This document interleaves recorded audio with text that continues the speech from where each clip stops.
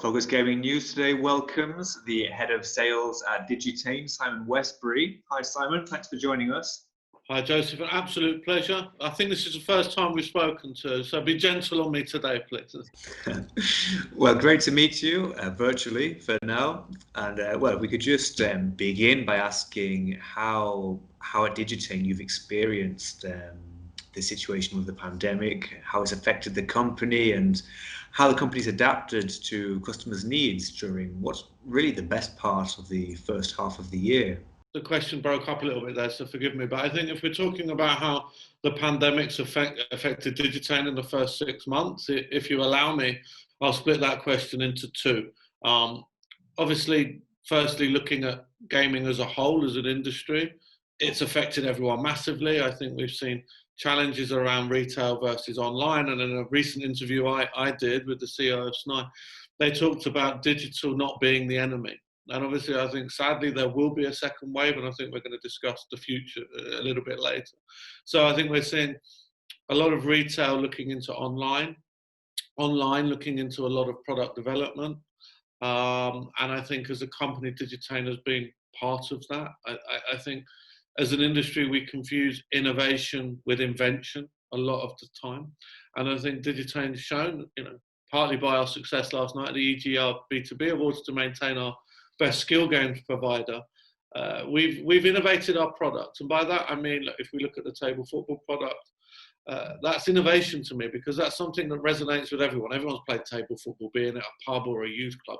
But we've taken that and used an existing product and changed it and adapted it, working with international known bodies to bring a new product to the market, which filled a void when there was no live sport, because table football is a sport. And we managed to innovate and future-proof Digitain as a company going forward. We developed our new skill games, expanded our skill games portfolio with the penalty game. But I think touching base on the second point of that, that Digitain's had to adapt in terms of its marketing messaging. Obviously, with the World Sportsbook and with no live sportsbook, that becomes a challenge. So, credit to Lilith and her team who created a great campaign with "The Show Must Go On." Gives me many memories of Freddie Mercury blasting out that favourite song. But what did that mean? The show must go on was a focus on Digitain's products outside of our core markets. I've mentioned table football, I've mentioned skill games. But we responded to the industry. So we grew our virtual sports product portfolio. Golden Race, obviously market leader. We expanded with the use of Global Bet and Kiron. We added esports. We even started to develop our own esports products in our eFootball product. But all of that has come to fruition with Lilith and the marketing's great campaign, which I hope many of people have seen, which is Game On. July, we've gone from the show must go on to Game On, and we've seen great success in that campaign.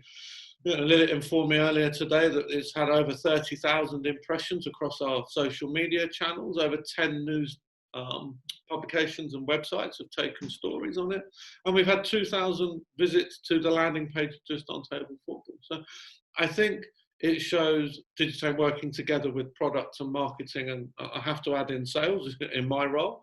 We worked very hard during the pandemic to build momentum, which relates to the marketing campaign and the product campaign, to build actually what's been the best 3 sales months in Digitain's history. So it's been challenging, I can't say it's not, but I think the industry has adapted, and I think Digitain has thrived, and we've got great plans to expand. But I think we'll talk about that a little bit later in the interview. But I think in terms of a summarization, it's been a focus on product innovation with a happy marriage between marketing and sales in promoting and selling that product. Have you seen a more urgent interest from land-based operators to find solutions, ways to innovate in order to future-proof their business against potential situations like this in the future? Yeah, I can't give too much away, but there may be a focus going forward into. It's not a new theme in gaming. I can't say it's like retail to online or online. is new. It's not. It's omni-channel. It's experiencing the customer having the same experience across any vertical they interact in. But what I will say is, and it was interesting when I spoke to the CEO of Snai, in Italy you can't have the same wallet against retail and online. So there is interest. I think that interest will grow. And I think, look, I hate to say it, the world's going to go into a major recession. Gaming has always proved, let's say, resistant to that, because actually people do still gamble or game during recessions. Now, that's not to say we're going to exploit anyone, and no one's going to exploit it. And I think that's a really important message for the industry.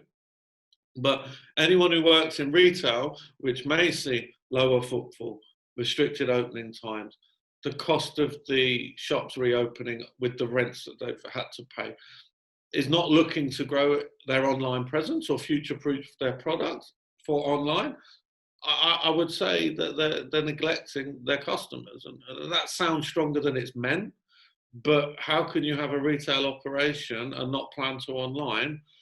I mean, I'm no soothsayer of future Nostradamus predictions, but let's be honest, it's quite obvious there's going to be a recession, and there's going to be a second wave, unfortunately. Mm-hmm. And looking forward to the second half of the year now then, what are your expectations for the next 6 months? From a Digitain perspective, I think, we are looking, you can survive or thrive, or you can look to expand, and we're going to look to expand.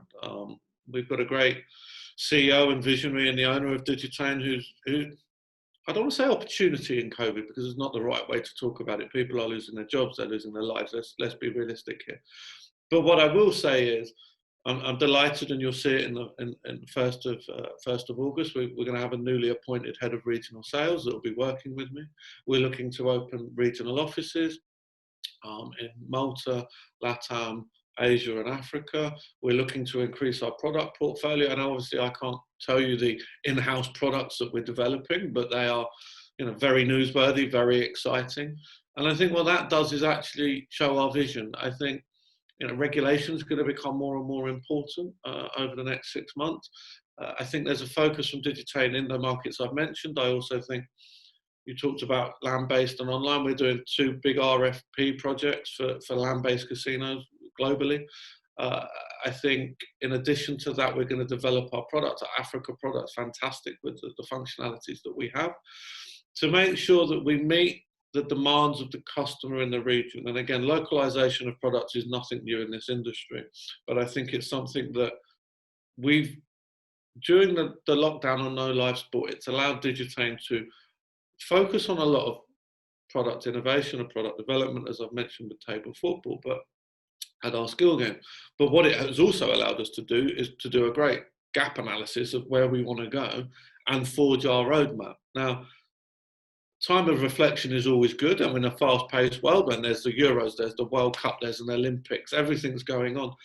It's not downtime, because as I've explained, we've been very busy, but at the same time, it has allowed us to refocus. I think as an industry, we're going to see a lot of M&A, which concerns me to a point, because I think with M&A, you hear the great word synergies, but let's be honest, that just means cost cutting. And I think that may limit the customer experience to a point, especially here in the UK with some of the, can I use the word draconian? Yeah, I'm going to be brave. I'll use the word draconian. Measures that we're talking about, £2 a spin, or, fine. But what will happen is that regulation will just, I would venture, wouldn't protect the players, because they'll venture out, into grey and unregulated market sites. So I think there's going to be more regulation. Digitain's going to expand and meet that challenge aggressively, putting the player and entertainment at the core of what we do. You mentioned regulations, and there are certainly several jurisdictions certainly within Europe, that are either already in the process of doing, or certainly talking about introducing tighter restrictions. Is that going to be a challenge for your customers and for the solutions that you need to look for? And do you think that's going to drive more people to look for expansion outside of Europe? I think With regulation, and I agree with regulation, it's about the challenge is getting the regulation right. Okay, and I think yes, Germany and Holland are looking at regulation, and I think I was listening to an interview yesterday where they were saying if you've ever operated in Holland, they're going to try and ban you. Well, tell me one country or regulation that has really successfully managed to block every IP and every website that is. I think none really spring to mind. Even the US and everywhere, France. You know, if you still want to find a way around the system, we live in a technological way. As my father used to say to me when I was a child, where there's a will, there's a way. I'm not condoning it, but if you get the regulation wrong, then people find other ways. I think AML, anti-money laundering, player protection needs to be at the forefront, but I think it also needs to work for both suppliers and operators and customers. And I think when you're looking at product innovation, and we will see development around virtual sports, will it maintain its market share? Will it, an e-sport? Sometimes the regulation doesn't always understand the product, and especially around AI. I think AI can be used to improve player protection, but it can also use to be improving player experience in terms of personalization. And this isn't not having a dig or a go at regulators, but I think sometimes if they don't understand it, or they have a vision that is politically led by their political godfathers, for want of a better phrase, the regulation doesn't work for anyone. I think, and basically what happens is the operators' costs go up, so our margins are squeezed, their margins are squeezed, and the player will ultimately lose. Where's that startup innovation website that Bet365 was one day? Where's the next gaming company going to come from? I think we've seen a lot of growth through acquisition over the last number of years, rather than organic growth, and it concerns me a little bit. I'm not saying that stifles innovation, but I think there's always, and I'm not being derogatory to anyone, there's been great companies that have been built when people have left big companies to start up and innovate, and I fear that regulation hinders that a little bit. Mm-hmm. Okay. Well, at Digitain, you work closely with payment solutions providers. How do you see the evolution of payment solutions for the industry? Do you think there's more innovation that can be achieved there? I think not just about payments. I think as an industry we can always innovate more than we do, but I think we need to understand innovation over invention. It's the new bandwagon that I'm on. People think that invention is innovation, and to me, if you look at some of the best innovations in the world, they've taken stuff that already exists and modified it and changed it, or added something new to it to make it better. I think Bet365's great innovation has been the ability to around payments. It can take a payment from anywhere in the world at any time it wants, where it operates. And I think mobile payments, if we talk about payments, and I have to give credit to my colleague Aaron, who's the product manager for payments in Digitain. Payments aren't my strongest suit, I have to be honest. Aaron gave me some coaching this morning, so thank you, Aaron, for that. I think that in terms of payments, it's like everything. Mobile payments will grow. There's a new market coming through with 70% of millennials and Generation Zers, I believe they're called, I'm not even quite sure what they are looking at digital payments and digital wallets and expense management as a way forward. I mean, let's not forget 10 years ago, you still got your bank statement through the post every month. So I think payments is like everything, it will move forward. I think there's new legislation around PSD D2, which is talking about sharing customer requests for payments data on, across platforms, and the bank has to process it as long as.